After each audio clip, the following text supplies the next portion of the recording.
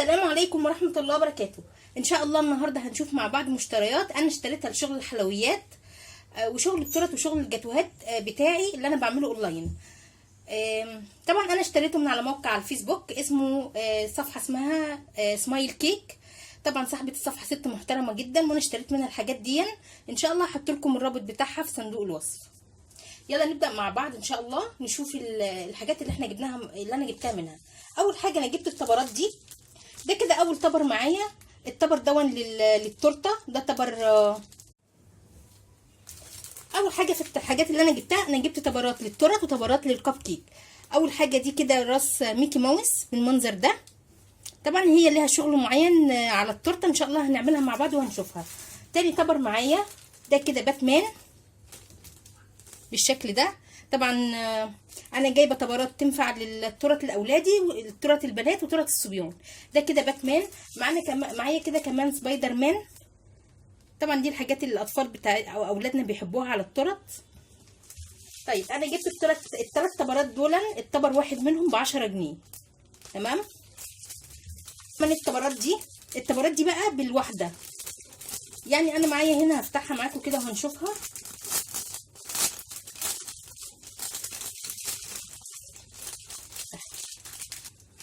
الكيس دون بالواحده. الواحده دي كده ب5 جنيه. الطبر ده كده ب5 جنيه. وبردك الطبر ده كده كمان ب5 جنيه. وبردك الطبر ده ب5 جنيه. والطبر ده كمان مع في نفس الكيس ب5 جنيه. وجاي مع الطبرات دي الاتنين دول. فالكيس ده كله كده ب20 جنيه. جبت الطبر ده كده دي سنو وايت. طبعا طالما جبت سنو وايت لازم انا اجيب الاقزام السبعه معاها، عشان خاطر ساعات بيتطلب مني تورته وبيتطلب معاها كب كيك. فانا طبعا زي ما قلت انا جبت معاها الاقزام السبعه، هنشوفهم دلوقتي مع بعض. طيب انا جبت هنا سنو وايت. طبعا في سنو وايت بالفستان، تكمله الفستان بتاعها، لكن انا جبتها من غير الفستان لان انا لما احطها على التورتايه هعمل الفستان بتاعها اما بالكريمه او اما بعجينه السكر. الطبر ده ب10 جنيه. جبت كمان الطبر ده بتاع الكرتون بتاع بنزين اللي هي العربيه دي. ده كده طبر بنزين اهون. طبعا جبت الحاجات بتاعته كده معاه اهي بالشكل ده. ده كده طبر اهو بالشكل دون. ده كل ده كده بتحط على تورتايه واحده، بتكون في منتهى الشياكه. وبرضك ان شاء الله هنعملها مع بعض. دي هتنفع لتورتايه للبنات وللاولاد. طبعا كل اولادنا بيحبوا الكرتون دون، وان شاء الله برضه هنعملها مع بعض. طبر بنزين بس العربيه دي ب10 جنيه. وبقيه الطبرات دي اللي معاه دي ب15 جنيه. يعني الكيس ده كله ب35 جنيه.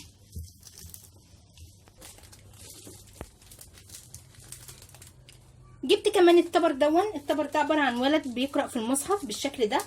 طبعا انا ظبطت بردك معاه، او انا جبت كمان معاه للكب كيك صور صغيره للكب كيك هتعجبكم وهنشوفها دلوقتي مع بعض، علشان خاطر تبقى متناسقه مع الصور اللي انا جايباها او الطبرات اللي انا جايباها. الطبر ده ب10 جنيه. هوريكم الطبرات اللي هي معاه اللي تليق معاه. هنقول بسم الله. هنطلع كده. بصوا يا جماعه ده كده الطبرات دي اهي. هفتح الكيس عشان نشوفها.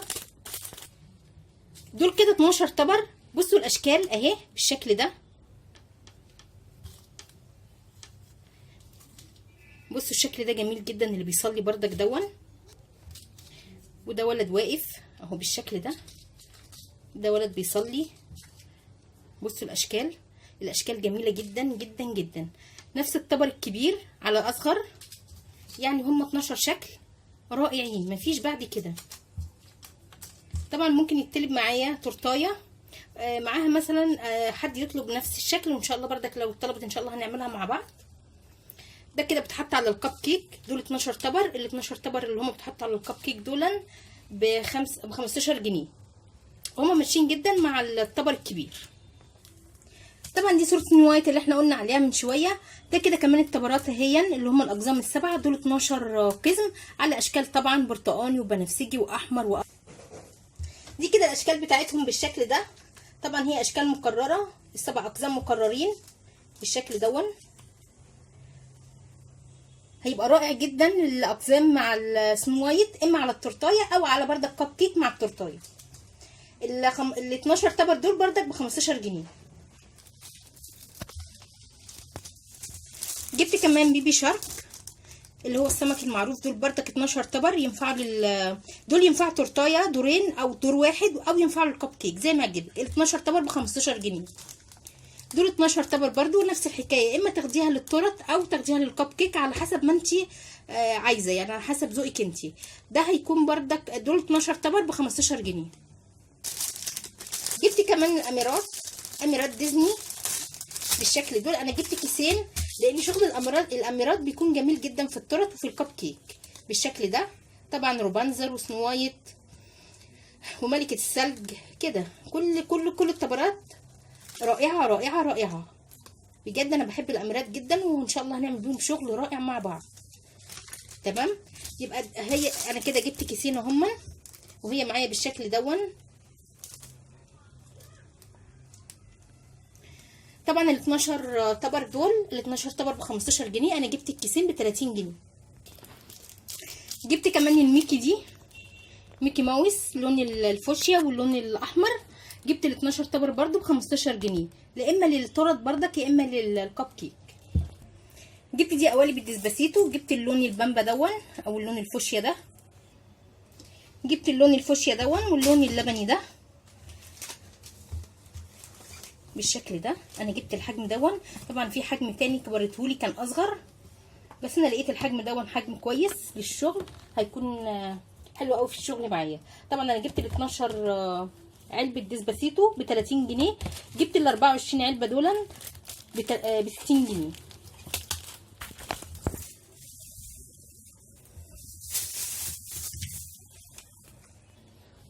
جبت القالب السيليكون ده، خامته حلوه جدا.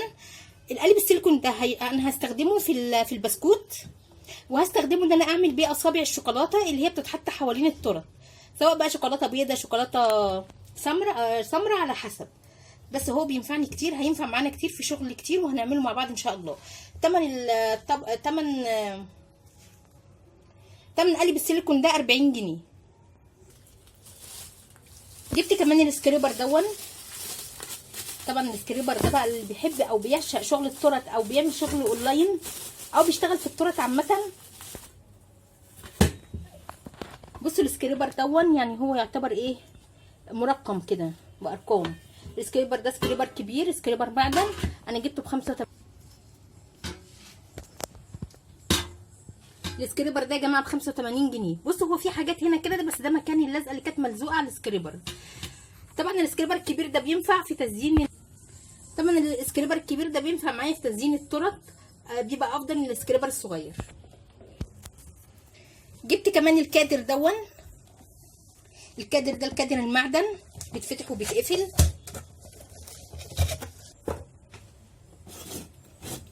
بصوا يا جماعه الكادر قد ايه. انا اول ما فتحته بصراحه اتخضيت، لان انا كنت طالبه الكبير، فطبعا بعد كده لقيته هو بيتوسع لكذا حجم. ادي كده حجم مستطيل، مش عارفه هو باين ولا لا، ده كده حجم اهو. وبعد كده بتوسع معايا كده، ادي كده الحجم التاني. يبقى انا هنا بوسعه ل3 احجام كويس. ده كده 28 في 28. ده كده من هنا كده السمك ده كده يا جماعه السمك بتاعه من هنا كده 7 سنتي. طبعا الكادر ده الكادر بتاع الموس، زي ما قلت لكم بيتوسع ويتضيق بالشكل ده على 3 احجام. ده بيتعمل للموس، وبيتعمل في الجاتوهات، وبيتعمل للتورت لتسويه التورت. يعني هيشتغل معانا في حاجات كتير قوي، وان شاء الله هنشوفه مع بعض وهنشوف شغله. كان ثمنه 85 جنيه. جبت كمان يا جماعه محسن. بصوا يا جماعه ده الكارت بتاع الاخت اللي انا جبت منها الحاجات بتاعتي اهي، سمايل كيك، وده رقم التليفون، وده الموقع بتاعها. ان شاء الله انزلهم لكم في صندوق الوصف. هي انسانه محترمه جدا، وحاجتها يعني حاجتها كويسه، مش غاليه ولا حاجه. وبعتت لي بصراحه الاوردر بتاعي بسرعه، وجابت الحاجات زي ما هي عرضاها على الصفحه بتاعتها، زي ما انا نقيت بالظبط. يعني الحاجات اللي انا نقيتها هي اللي هي بعتتها لي، مفيش حاجه فيها مختلفه. يعني ما نقيتش حاجه مثلا هي مش مكبره حاجه وانا نقيتها وبعتها لي صغيره، لا هو كله الحاجات اللي انا شفتها. طبعا انا جبت هنا محسن جل، لان ما بستغناش عنه طبعا في شغل الاسبونج. دي الماركه دي انا اول مره اجربها. انا كنت بجرب ماركه بونو، كانت حلوه جدا معايا. دي ماركه جويس. بصوا يا جماعه، ده كده الجل. طبعا محسن الجل لازم يكون ابيض كده وشفاف بالشكل دون علشان ان انا اقبل ان انا اشتريه. لو طبعا لونه مغير انا ما اشتريهوش.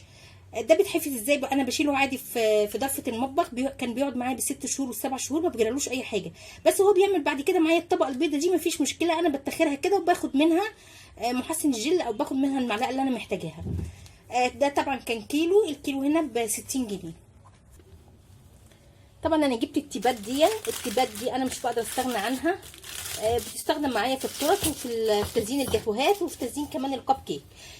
بصوا دي التيب ده لسه طالع جديد. التيبات اللي طالعه جديده دي بالشكل ده. بصوا تيب بس كده اهو،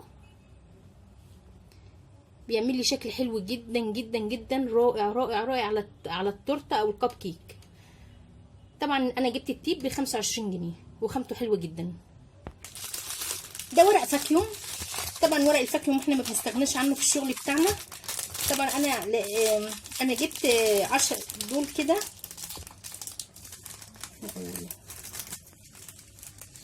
اهو يا جماعه. ده كده ورق الفاكيوم اللي انا هشتغل بيه. طبعا ورق الفاكيوم ده مفيش غنى عنه للي بتعمل مشروعات، مشروع زي مشروع اونلاين، او بتعمل شغل وبتخرجه، او بتعملي لي البيت مفيش مشكله. طبعا ده 10 سنتي. ورق الفاكيوم ده كده 10 سنتي. انا جبت منها 10 متر. المتر اديتهولي على 4 جنيه. طبعا انا جبت ال10 10 سنتي، وجبت كمان ال7 سنتي. تمام. جبت 10 سنتي، 10 متر من ده و10 متر من ده. ده 10 سنتي، ده حجمه 10 سنتي، وده حجمه 7 سنتي. ده المتر ب4 جنيه، وده المتر ب4 جنيه. جبت كمان الحاجات دي. جبت دست ذهبي نسمي الله. بصوا يا جماعه، ده الدست الذهبي ده ما بستغناش عنه في شغل الحلويات تماما. ممكن ازين بيه فراشه انا عملتها بعجينه سكر، او ازين بيه ورود، او ازين بيه شوكولاته. يعني ده الون بيه شوكولاته خلاها اللون الذهبي. بلون بيه كمان اللي هو ممكن الون بيه كمان احرف الدوناتس. يعني الدست الذهبي ده مفيش غنى عنه. بصوا لونه جه على اللون جميل والله. يعني جه على الجوند لون ذهبي ايه جميل. طبعا هو رائع جدا. ممكن ازين بيه كمان الفساتين اللي انا بعملها للاميرات على الكيك او التورت. يعني هو بيستخدم في حاجات كتير جدا. العلبه دي يا جماعه ب25 جنيه. جبت كمان اللي هو السبرينكل ده. شايفين السبرينكل ده رائع جدا. طبعا انا كنت طالبه قلوب، اللي هو يبقى البامبا ده قلوب، لكن هي يمكن انا ما خدتش بالي ان الصوره ما فيهاش مش قلوب. يعني هو مدور بالشكل ده. اديتهوني الازازه دي كده اهي بالشكل ده. بيستخدم بردك معايا هو اللون الذهبي واللون الفوشيا او اللون البامبا. بيستخدم معايا في تزيين التورت بردك والكب كيك يعني على حسب بقى ما هتزيني بيه. الازازه دي ب25 جنيه. جبت كمان بقى هنا القلوب دي. القلوب دي بصراحه انا لفيت عليها كتير جدا ولقيتها عندها. طبعا دي انا بزين بيها. انا كنت عامله تورته روبانزر، فكنت محتاجه والله كام قلب من دول يتحطوا على التورتايه ينطقوها، او يتحطوا على فستان اليسا، لكن ما كانش عندي فزينت عادي بقى بسبرينكل ذهب فضي عادي. اما انا لقيت عندها القلوب دي جبتها، وان شاء الله هنشتغل بيها هنعمل بيها تورت، وهتشوفي هتعمل لك هتديكي شكل حلو قد ايه في التورته. طبعا الكيس ده ب25 جنيه برده. طبعا انا جبت القطاعات دي يا جماعه. دي قطاعات عباد الشمس. طبعا قطاعات عباد الشمس دي بيتعمل بها بردك ورود. دي بتنفع في شغل التورت، وتنفع لشغل الجاتوه، وتنفع كمان للسويس رول، وتنفع للكب عفوا وتنفع للكب كيك. هنفتحها كده مع بعض نسمي الله. بسم الله الرحمن الرحيم. هما 3 معايا بالشكل ده.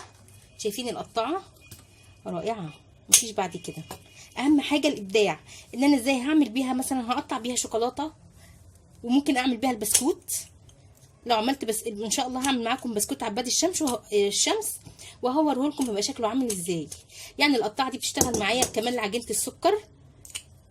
شايفين هي دي كده. ده الحجم الثاني، وكده الحجم الثالث بتاعها. هما 3 احجام، حجم كبير، ده الحجم الوسط، وده الحجم الصغير. ال3 قطاعات دول يا جماعه انا خدتهم منها هي ادتهم لي ب40 جنيه. جبت برضو القطاعات دي، هنفتحهم مع بعض ونشوفهم. دي ورود. بسم الله. شايفين دي كده الحجم الكبير اهي،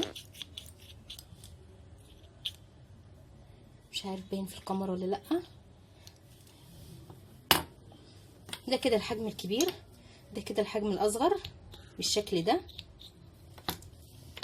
الحجم الصغير بقى يا جماعه ده كده كمان الحجم هون.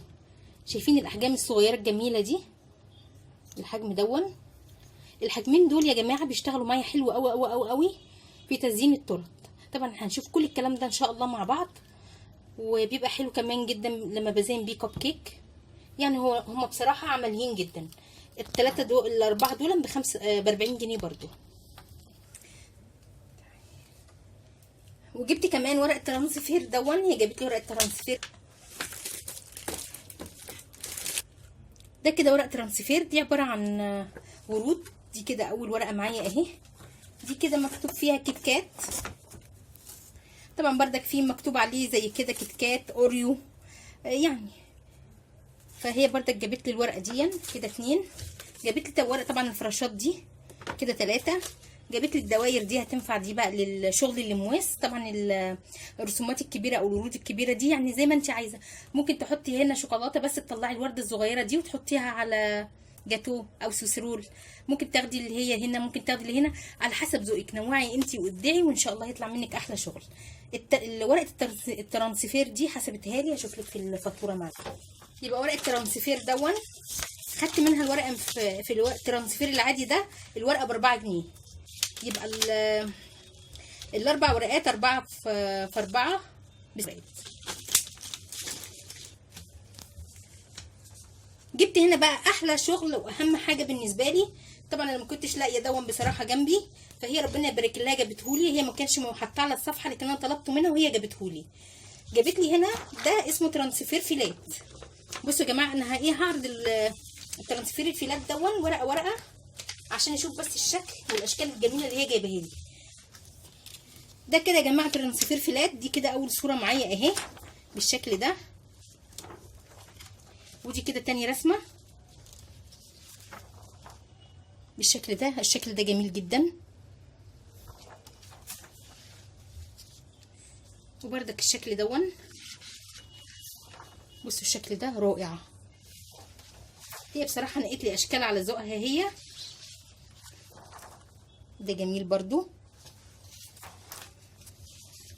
خلاص هي دي الاشكال اللي هي جابتها لي.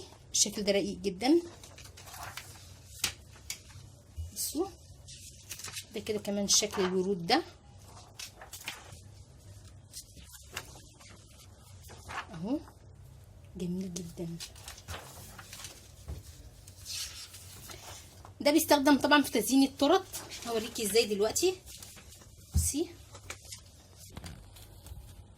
دي عباره عن ورود اهي بالشكل ده. ده مثلا انا معايا تورتايه الحجم بتاعها مثلا الطول بتاعها 17 سم، فانا بقص منها 17 سم وبحط بسيح شوكولاته بقى. شوفي حضرتك عايزه تحطي شوكولاته بيضه، تحطي شوكولاته سمراء زي ما يعجبك.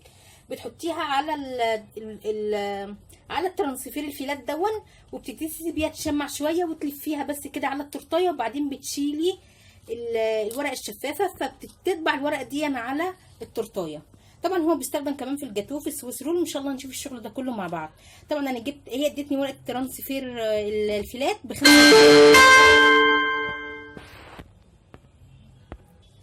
طبعا الحاجات جميله جدا ورائعه وعجبتني، وطبعا تسلم ايديها وجزاها الله كل خير عنا. طبعا اذا عجبكم الفيديو يا جماعه ما تنسوش في الاشتراك في قناتي انا هند بكر. وما تنسوش اللايك والاشتراك في القناه وتفعيل الجرس حتى نستمر بفضل الله اولا ثم فضلكم. والسلام عليكم ورحمه الله وبركاته.